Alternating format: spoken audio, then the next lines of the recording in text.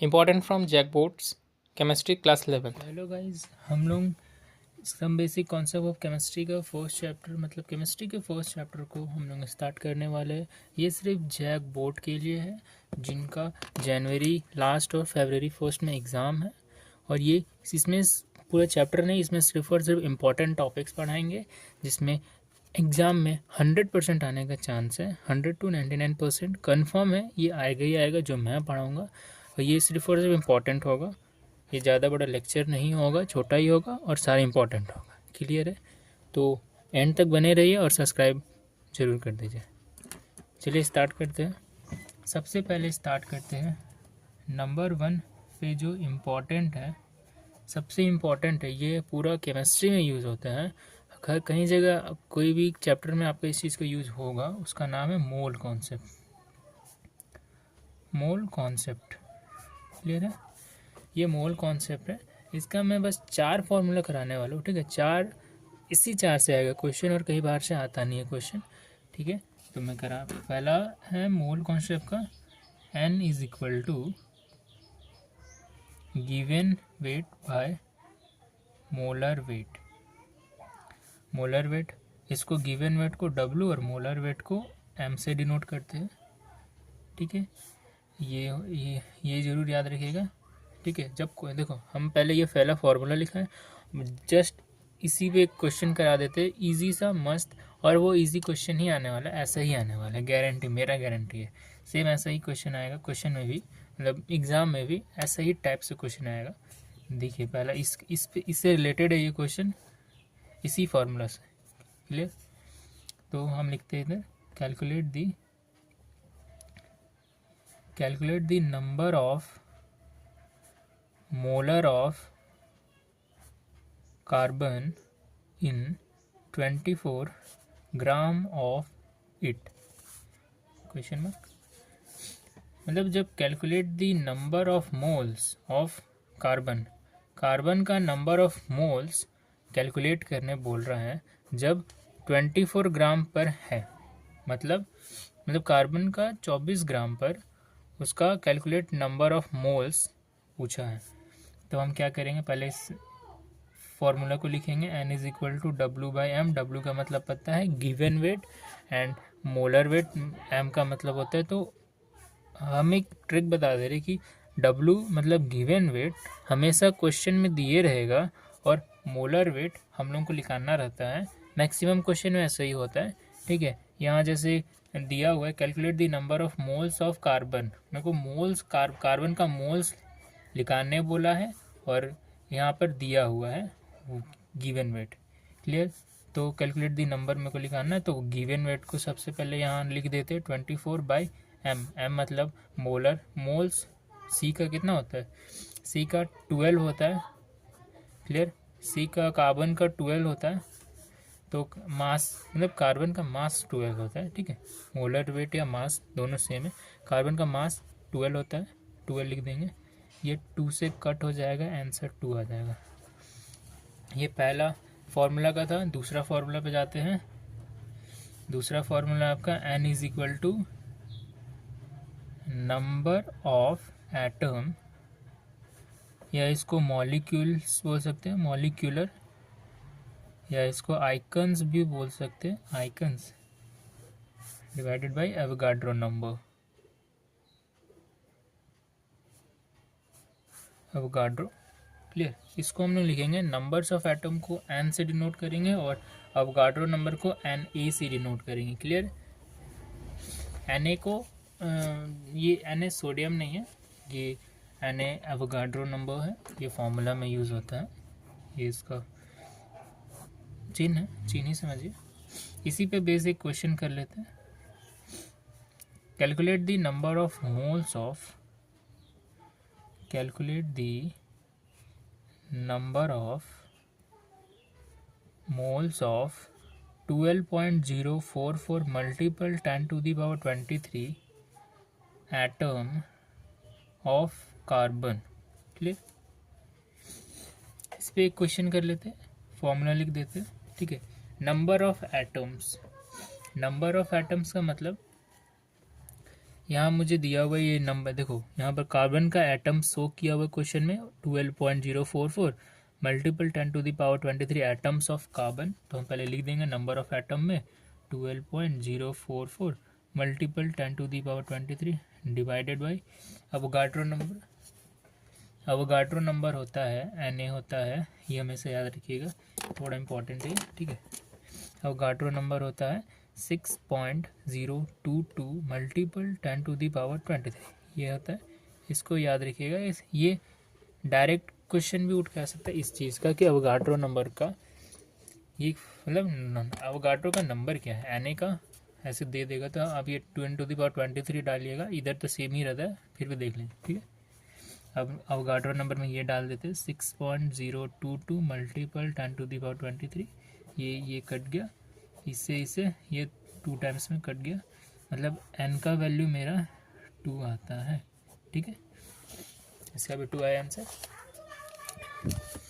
अब एक और तीसरा फॉर्मूला, सारा इजी है, ठीक है। W/m is equal to N/Na, ठीक है। ये है फॉर्मूला, मतलब यह था, यहाँ देखो ये दोनों को मिक्स कर दिया गया है। W/m given weight, molar wait, and N/Na number of atoms and Avogadro number. Clear है।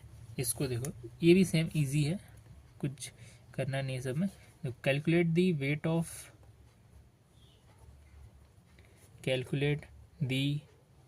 Weight of carbon for 3.011 multiple 10⁻23 atom. ऐसा क्वेश्चन आता है इस पे बेस, ठीक है। तो यहाँ मेरे को दिया हुआ है कि n, देखो मेरे को देखो calculate the weight of carbon, मेरे को कैलकुलेट करना है वेट कार्बन का। कार्बन का वेट कितना होता है, हम यहाँ ही लिख देते हैं, कार्बन का वेट 12 होता है। मास कैलकुलेट, कार्बन का मास 12 होता है, एंड यहाँ पर क्या दिया है ये 3.011 मल्टीपल 10⁻23 एटम्स।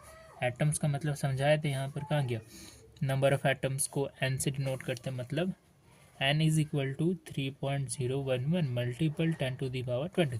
क्लियर। तो इसका भी मिल गया। अब इसी फार्मूला पे पुट कर देते हैं, पहले फार्मूला लिख लेते हैं, क्लियर, ठीक है।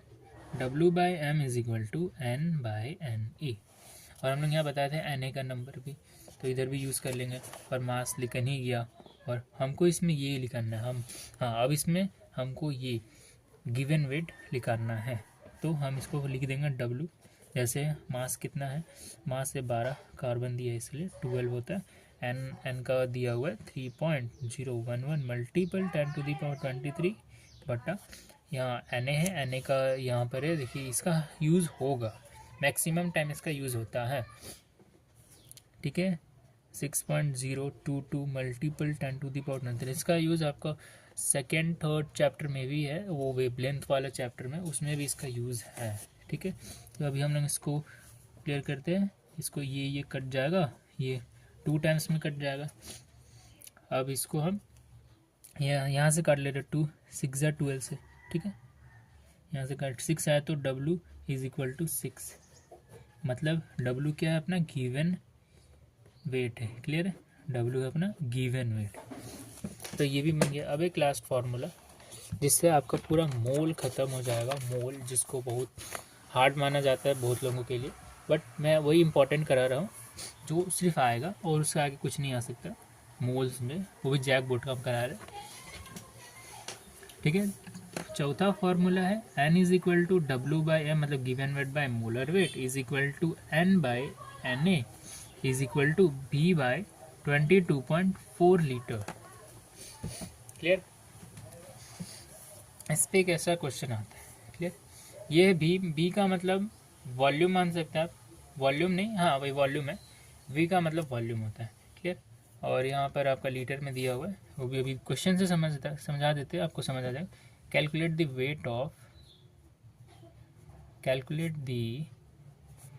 Weight of O2 in 44.8 litre. Question भी ऐसे ही आएगा, 44.8 लीटर ऐसा वैसा करें, ठीक है। तो हम देख लेते हैं V का वैल्यू, मेरे को ये जो क्वेश्चन में लीटर टाइप दे चुका होगा, समझ लीजिएगा वॉल्यूम है, ठीक है। ये वॉल्यूम है 44.8 लीटर और क्वेश्चन अब वापस उतार देते, मतलब ये फॉर्मूला वापस उतार देते, W/m is equal to N/Na is equal to V/22.4 litre, ये फॉर्मूला था। अब इस पर पुट करके बता देते हैं, ठीक है। मेरे पास गिवन वेट है नहीं, क्योंकि कैलकुलेट द वेट, और अपने को O2 का वेट निकालना है, तो O2 का वेट कितना होता है, O2 का वेट O का कितना 16 होता है, 16 मल्टीप्लाई बाई 2, क्योंकि 2 ऑटो है, तो कितना हो जाएगा 32, ठीक है 32 हो गया। यहाँ ये क्लियर है, O2 का वेट पता चल गया, मेरे पास वॉल्यूम का पता है, और इधर इसका भी दिया हुआ है, और Na का वैल्यू भी पता है। Na का वैल्यू होता है 6.022 मल्टीपल 10⁻23, अभी बताया था आपको, ये इंपॉर्टेंट है, ये आएगा ही आएगा, ठीक है। अब मेरे को इधर भी गिवन वेट फाइंड करना है, ठीक है। एन देखो, इसमें वैसे भी इसका यूज़ नहीं है, ये क्वेश्चन है जिसमें रहेगा कि ये एन का या एन का मतलब दे दिया रहेगा कि एटम्स है, तो उसमें एटम्स लगा के इसको यूज़ करिएगा, ठीक है। अभी इसमें नहीं दिया हुआ है तो इसको यूज़ नहीं करेंगे, हम लोग सिर्फ यूज़ करेंगे W/m is equal to V/22.4 litre, clear. अब W तो हम लोग लिखाना है, क्योंकि वो तो दिया नहीं है, और मास O2 का 32 है, is equal to, not multiply, is equal to भी वॉल्यूम 44.8 लीटर, और इधर 22.4 लीटर, ये 2 से कट जा रहा, इसको वहाँ भेजेंगे। W is equal to 2 multiple 32, W is equal to 64, this is answer. Mole खत्म, ठीक है, यही था, 4 चीज़ पढ़ना था मोल्स में ज़्यादा नहीं था, ये 4 चीज़ इंपॉर्टेंट है जैकपॉट के लिए। फिलहाल हम इंपॉर्टेंट नहीं करा रहे और एक्स्ट्रा कुछ नहीं करा रहे, ठीक है। अब आगे बढ़ते हैं। देखो, आगे के लिए इंपॉर्टेंट है significant figures,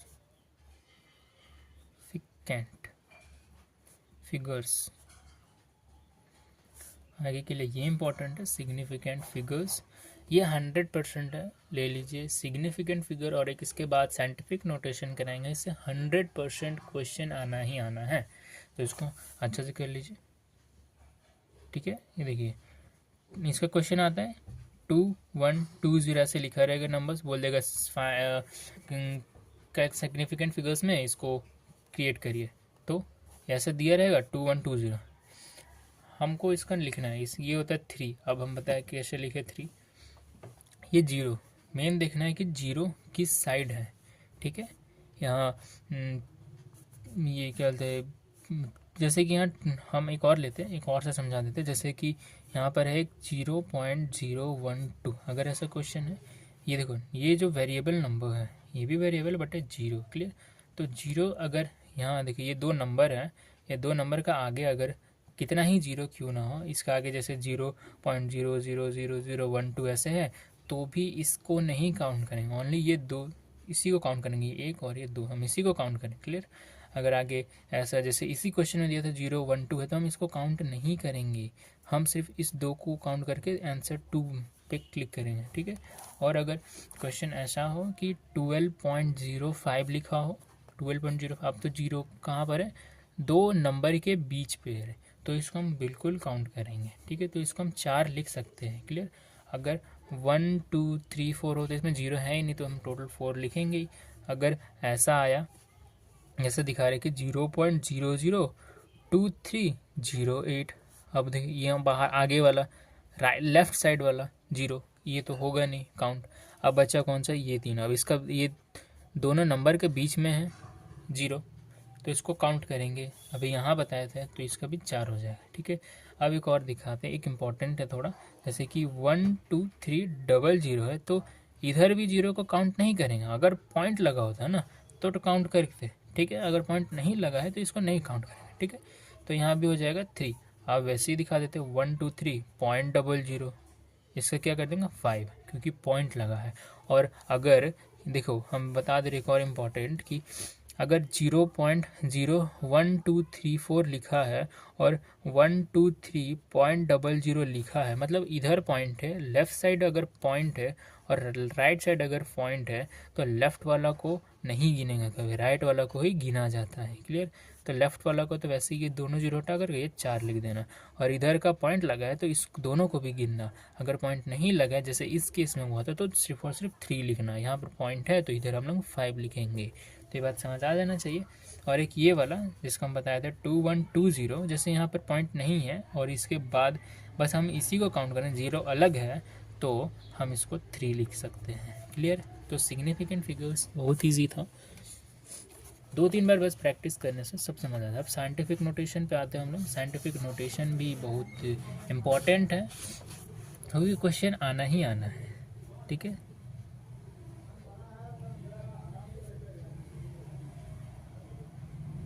scientific notation clear, मतलब इसका होता है कि हम एक बात बता दे रहे, अगर हम ये चीज़ लिख देते पहले, ठीक है, हम ये चीज़ पहले लिख देते, बहुत इम्पॉर्टेंट चीज़ लिखने जा रहे हैं। ठीक है। ये जो चीज़ है इसको बॉक्स में भी बंद कर लेते हैं, सब नोट करिए आप लोग। ठीक है। सिर्फ देखने से कुछ नहीं होता है। हाँ, अगर रिवीजन कर रहे हो तो आप देख लीजिए, आपका रिवीजन हो जाएगा, लेकिन नोट करने से ज़्यादा बेटर चीज़ और कुछ होता नहीं है। ठीक है। अगर पावर मतलब अगर डॉट इस साइड है, जैसे हम बता दे रहे अभी हम यहाँ इसी के नीचे बता दें। ठीक है ना, पलटेंगे पेज तो फिर ये दिखेगा नहीं ना, तो फिर वहाँ ये अच्छा नहीं लगेगा। देखो क्वेश्चन आता है 6.25, सॉरी 6 पॉइंट नहीं डालते यहाँ, 625। क्लियर। 625.25 अगर लिखा हुआ है। ठीक है।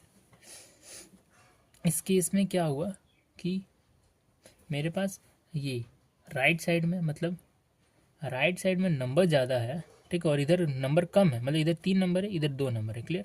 तो 3 नंबर मतलब राइट साइड ज़्यादा है, इसमें दिखा हुआ है राइट साइड ज़्यादा है तो पावर बढ़ेगा। पावर बढ़ने का मतलब इसको हम ये भी लिख सकते हैं 6 पॉइंट, इस पॉइंट को फर्स्ट वाले के सामने ला देंगे 2 5, और इधर तो 2 ठो था, मतलब 2 ठो 10 था, 2 10 था। ठीक है।